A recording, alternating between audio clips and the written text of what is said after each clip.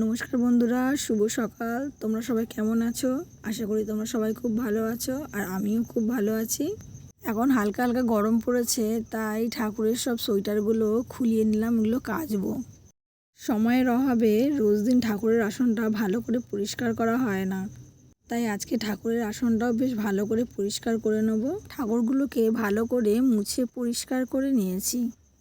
যেদিনকার আমার মর্নিংয়ে ডিউটি থাকে সেই দিনকার আমি সকালে পুজো দিতে পারি না। সেই দিনকার বর না হলে মেয়ে গোপুসোনাকে ঘুম থেকে তুলে ওকে সেবা দেয়।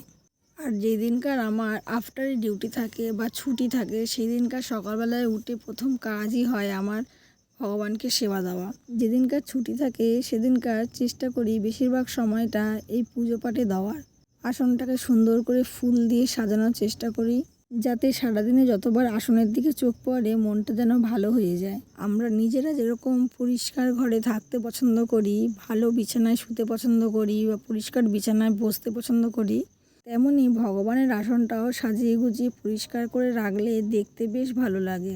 সাদা ফুল দিয়ে আসন সাজাতে আমার তো বেশ ভালোই লাগে, আর সাদা ফুল দিয়ে আসনটা সাজালে বেশ সুন্দর দেখতেও লাগে আসনটা।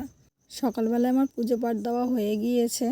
ছুটি থাকলে কাজের আর শেষ নেই, যতই কাজ করো না কেন।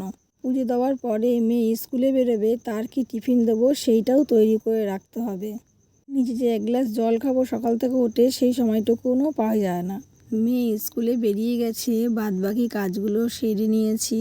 এবারে দুপুরে কি রান্না করব সেই জোগাড়টাও করতে হবে। তার আগে এখন 11টা বাজে, খুব জোরে খিদে পেয়ে গেছে, তাই সামনের দোকান থেকে পরোটা কিনে নিয়ে এসে পরোটা খেয়ে নিলাম।